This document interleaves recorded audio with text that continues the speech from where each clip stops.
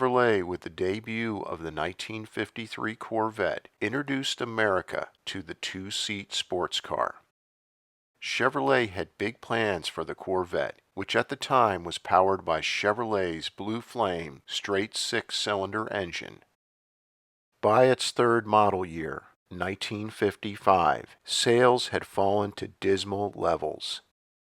Even though Chevrolet added its new 265 cubic inch small block V8 to the Corvette's option list, only 700 were produced, which was an 81% drop from 1954 model year Corvette production.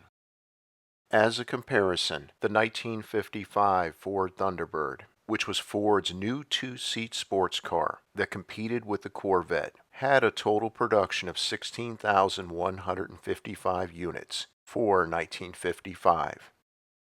Chevrolet would have canceled the Corvette at the end of the 1955 model year had it not been for the success of the 1955 Thunderbird.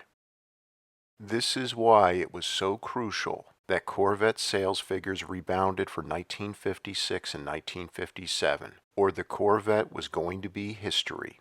Fortunately, Chevrolet greatly improved the Corvette for 1956 and 1957 in just about all areas, including its exterior styling, while also continuing to use fiberglass material for the Corvette's body panels, just like the 1953 to 1955 Corvette.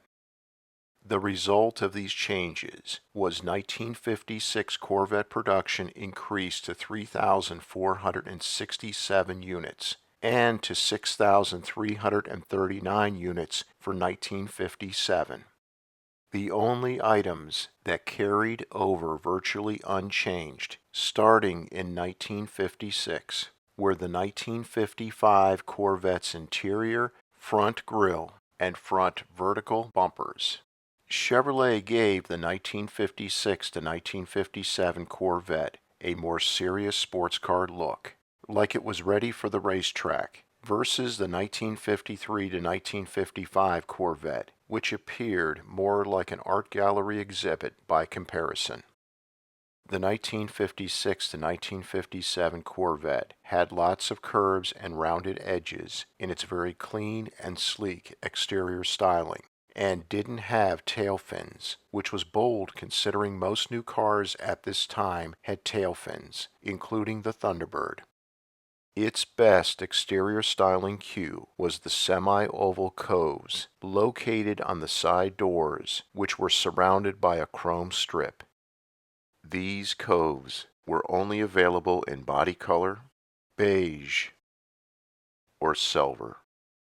Another stylish design feature was the dual exhaust system, which had two exhaust outlets that were hidden in the two vertical rear chrome bumpers. There was one vertical bumper on each side of the rear. The 1956 to 1957 Corvette styling has aged so well. It's a beautiful overall design that is more popular today than when it was first released. The 1956 to 1957 Corvette now had an optional power convertible top, side windows that retracted into the doors, a power window option, and even an optional removable hardtop.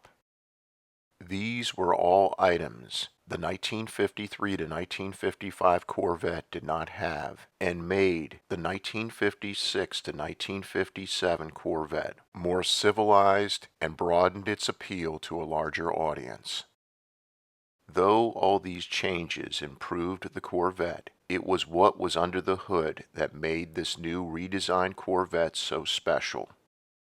Starting in 1956, the Blue Flame Straight Six was gone, and Chevrolet's 265 cubic inch V8, equipped with a 4-barrel carburetor, was now standard. However, output increased to 210 gross horsepower, which was an 8% increase over 1955's 265 V8. For 1956, the optional engine was a 225 gross horsepower, 265 cubic inch V8, which was equipped with two 4-barrel carburetors. This engine made the Corvette a super-fast car for its day. It propelled the Corvette 0 to 60 miles per hour in 7.5 seconds, and the quarter mile in 15.9 seconds. This performance was with the Corvette's standard transmission, a 3-speed manual. It should be noted that there was an optional high-lift camshaft for this engine, which increased output to 240 gross horsepower. Only 111 of these were produced from the factory. Also for 1956, a 2-speed Power Glide automatic transmission was optional.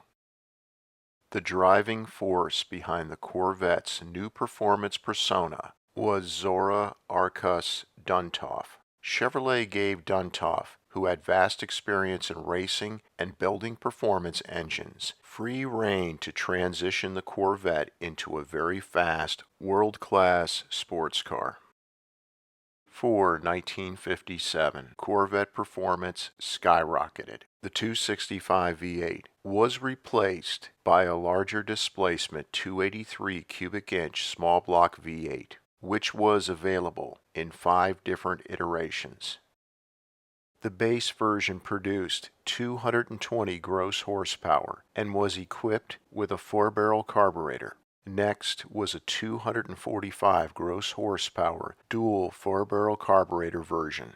Then a 250 gross horsepower fuel-injected version. Above that was a 270 gross horsepower dual 4-barrel carburetor version. And last was the 283 gross horsepower ramjet fuel-injected version.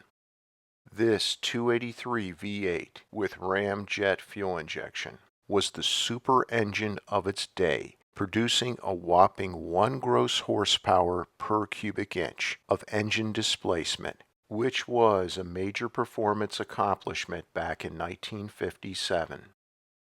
It was only available with a 4-speed manual transmission and went 0 to 60 miles per hour in just 5.7 seconds, which was almost a second faster than the regular 250 gross horsepower fuel-injected 283. The 4-speed manual was also available with other 1957 Corvette engines.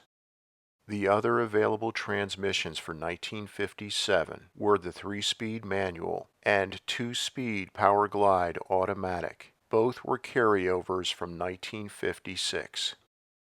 The 1956 to 1957 Corvette also had the handling, braking, and steering that was the best you were going to find anywhere at that time.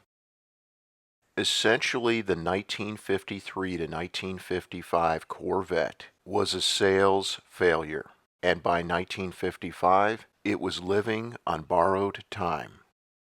Had the 1956 to 1957 Corvette not reversed these poor sales figures, the Corvette would have been permanently canceled before the end of the 1950s decade. Fortunately, Chevrolet provided the 1956 to 1957 Corvette with the styling, substantial increase in power under the hood, and all the other traits that gave it a substantial boost in sales, and unknowingly at the time remade the Corvette into an iconic classic sports car that is more popular today than ever. Thank you so much for your support of this channel. Please subscribe, since your support is the reason this channel is a success. And please make sure to click on the bell icon so that you never miss a new video release.